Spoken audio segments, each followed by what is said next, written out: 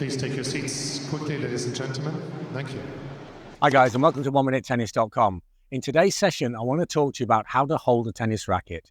And I want to show you the difference between the way the pros hold the racket and most recreational players hold the racket, probably you. And then I want to show you how you can achieve the unique way of holding a tennis racket that all professional players use to generate massive power and massive spin. Now, it's fairly common knowledge that holding the racket loose is a pretty good idea, but a lot of the pros hold the racket very, very tightly. Rafa Nadal, he has blisters and tape all over his hands because of his death grip on the racket. But nobody says that Nadal has a problem in generating power and speed. So if it's not a loose grip, then what is it? What's the difference between the way the pros hold the racket and recreational players? And the first thing we've got to look at is the size of the grip. Now, this is an L3 or a 4.5 grip, but I'm going to imagine that it's like a 4 5/8. So it's a little bit bigger than it really is. And I hold the racket now with my hand slightly, very slightly too wide for the racket.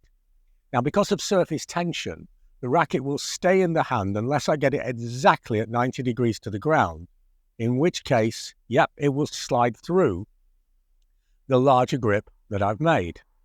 And when I have this larger grip, then I now have a freedom of the racket. I call this a live arm or a live racket. You see, if I close the grip, it can be loose or it can be tight. In this case, it's very loose. And wave the racket from side to side, I've got a loose grip, but the racket and the hand are together.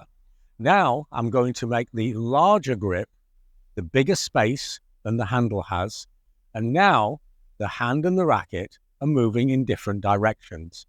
Now, this is what we want to achieve when we play, because when we have this freedom of the racket, then the racket is a loose and free object and will create an extra link to the kinetic chain.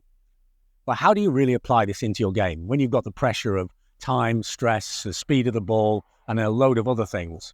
And to do this, what you've got to do is find the bounce, not the rocking motion, but the bouncing motion. Let me show you what I mean, show you what the difference is, and then you'll get more power in your forehand almost straight away. If I take the racket now, and I'm going to take it back into my take-back position here, and then I'm just going to move the racket up and down.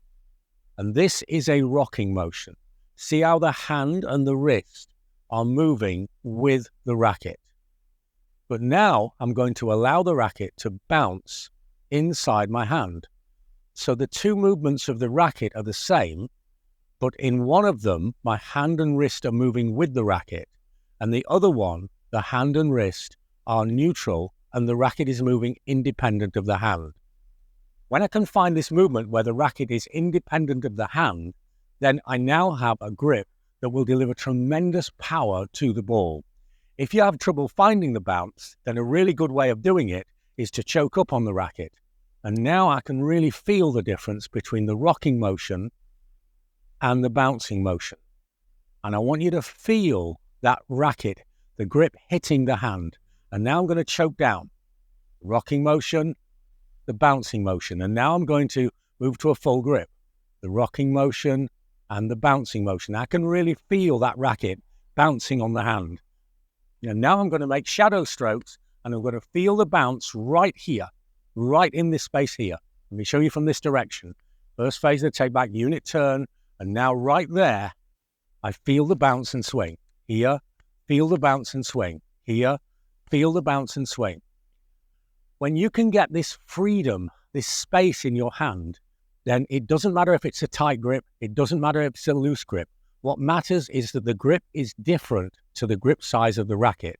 You'll then have a free racket, a live racket. You'll have more power and more spin, and yet you change nothing with the strokes. Check this out. Let me know how it works for you, because this really is a massive difference between the way that most players are using the racket and the way that the pros use the racket. If you learn tennis at a high level from a young age, then this is very natural, so they don't even think about it. And if you haven't learned tennis at a young age and played all your life with no breaks, then this will be an unnatural way of holding the racket.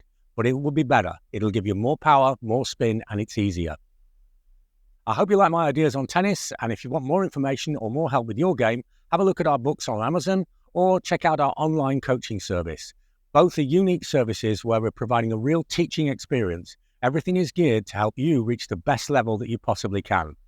So hold the racket like the pros. Don't hold it like the recreational players. Doesn't matter if it's loose, doesn't matter if it's tight, but what does matter is that it's live, is that the racket is independent of the hand.